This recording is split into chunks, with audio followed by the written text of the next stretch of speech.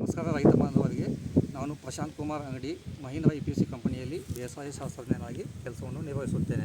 ಇವತ್ತಿನ ದಿವಸ ನಾವು ಸಿದ್ದಾ ರೋಡ್ ಒಂಟುಗೂಡಿಯವರ ಹೊಲದಲ್ಲಿದ್ದೇವೆ. ಇವತ್ತಿನ ದಿವಸ ನಾವು ನಮ್ಮ ಮಹೀಂದ್ರ ಕಂಪನಿದು ಒಂದು ಹೊಸದಾದ ಪ್ರಾಡಕ್ಟನ್ನು ವೀಡ್ ಮ್ಯಾಟ್ ಇದನ್ನು ಪರಿಚಯ ಮಾಡಿಕೊಡ್ತಾ ಇದ್ದಾರೆ. ಈ ವೀಡ್ ಮ್ಯಾಟನ್ನು ಸಾಮಾನ್ಯವಾಗಿ ಈ ತೋಟಗಾರಿಕೆ ಬೆಳೆ ಒಳಗೆ ಉಪಯೋಗ ಮಾಡ್ತಾರೆ. ಯಾಕಂದರೆ ಈಗ ಯಾವುದೇ ಒಂದು ತೋಟಗಾರಿಕೆ ಬೆಳೆ ಉದಾಹರಣೆ ದಾಳಂಬರಿ ಆಗಿರ್ಬೋದು, ಅಡಿಕೆ ಆಗಿರ್ಬೋದು, ಬಾಳೆ ಆಗಿರ್ಬೋದು ಅಂಥ ದೀರ್ಘಾವಧಿ ಬೆಳೆ ಒಳಗೆ ಕಳೆಯ ಸಮಸ್ಯೆ ಹೆಚ್ಚಾಗಿರ್ತೈತಿ. ಈಗ ನಾವು ವೀಡ್ ಮ್ಯಾಟ್ ಬಳಸೋದ್ರಿಂದ ಆ ಬೆಳೆಯ ಬೇರುಗಳ ಸಮೂಹಕ್ಕೆ ಯಾವುದೇ ರೀತಿಯಾದ ಕಳೆಗಳು ಬರೋದಿಲ್ಲ. ಆಮೇಲೆ ಕೆಲವೊಬ್ಬರು ವಿಚಾರ ಮಾಡ್ತಾರೆ, ಈಗ ಮಳೆ ನೀರು ಹೆಚ್ಚಿಗಾದ್ರೆ ಏನಾಗತ್ತೆ ಅಂದರೆ ನಾವು ಮಳೆ ನೀರು ಜಾಸ್ತಿ ಆದರೆ ಕೆಳಗೆ ಬಸದು ಹೋಗ್ತೈತಿ.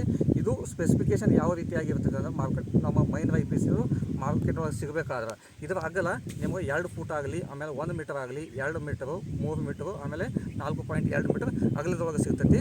ಆಮೇಲೆ 100 GSM ಒಂದು ಸ್ಪೆಸಿಫಿಕೇಷನ್ ಇರ್ತೈತಿ. 100 GSM ಅಂದರೆ 1 ಮೀಟರ್ ಸ್ಕ್ವೇರ್ ಅಷ್ಟು ನಾವು ಕಟ್ ಮಾಡಿ ತೂಕ ಮಾಡಿದರೆ 100 ಗ್ರಾಮದಷ್ಟೇ ಇರ್ತೈತಿ. ಆಮೇಲೆ ಇದನ್ನು ಬಳಸೋದ್ರಿಂದ ನಾವು ಬೆಳೆ ಒಳಗೆ ಹಾಕಿದಾಗ ಏನಾಗುತ್ತೆ, ಈಗ ಬೆಳೆಯ ಮಣ್ಣಿಗೆ ಹಸಿಯಾಗಿರ್ತೈತಿ. ಆಮೇಲೆ ಸೂರ್ಯಪ್ರಕಾಶ ಯಾವುದೇ ರೀತಿಯಾಗಿ ಡೈರೆಕ್ಟಾಗಿ ಮಣ್ಣಿಗೆ ಹೋಗೋದಿಲ್ಲ. ಇದರಿಂದ ಯಾವುದೇ ರೀತಿಯಾದ ಕಸ ಬೆಳೆಯಾಗಿಲ್ಲ. ಇದರಿಂದ ನಾವು ಕಸದ ಖರ್ಚನ್ನು ಭಾಳಷ್ಟು ಕಡಿಮೆ ಮಾಡ್ಬೋದು. ಈಗ ಸಾಮಾನ್ಯವಾಗಿ ತರಕಾರಿ ಬೆಳೆ ಒಳಗೆ ಮಲ್ಚಿಂಗ್ ಪೇಪರನ್ನು ಉಪಯೋಗ ಮಾಡ್ತಾರೆ. ಅಂದರೆ ತರಕಾರಿ ಬೆಳೆ ಯಾವಾಗಲೂ ಅಲ್ಪಾವಧಿ ಬೆಳೆಯಾಗಿರ್ತೈತಿ. ಆಮೇಲೆ ಈ ದೀರ್ಘಾವಧಿ ಬೆಳೆಯಾದಂಥ ದಾಳಂಬರಿ ಇಂಥ ಪ್ಲಾಂಟೇಷನ್ ಬೆಳೆ ಒಳಗೆ ನಾವು ವೀಡ್ ಮ್ಯಾಟನ್ನು ಬಳಸೋದು ಭಾಳಷ್ಟು ಸೂಕ್ತವಾಗಿರ್ತೈತಿ. ಆಮೇಲೆ ಇದರಿಂದ ನಾವು ನೀರು ಮತ್ತು ಪೋಷಕಾಂಶಗಳನ್ನು ಕೊಟ್ಟಾಗ ಏನಾಗುತ್ತೆ, ಡೈರೆಕ್ಟ್ ಎಕ್ಸ್ಪೋಸ್ ಇದ್ದಾಗ ನೀರು ಬಾಷ್ಪೀಕರಣ ಆಗೋದ್ರಿಂದ ಈಗ ಮಣ್ಣಿನಲ್ಲಿ ಮಣ್ಣಿನ ಪದರ ಮೇಲೆ ಲವಣಾಂಶ ಶೇಖರಣೆ ಆಗುತ್ತದೆ. ಆದರೆ ನಾವು ವೀಡ್ ಮ್ಯಾಟ್ ಬಳಸೋದ್ರಿಂದ ಯಾವುದೇ ರೀತಿಯಾದ ಲವಣಾಂಶಗಳು ಶೇಖರಣೆ ಆಗೋದಿಲ್ಲ.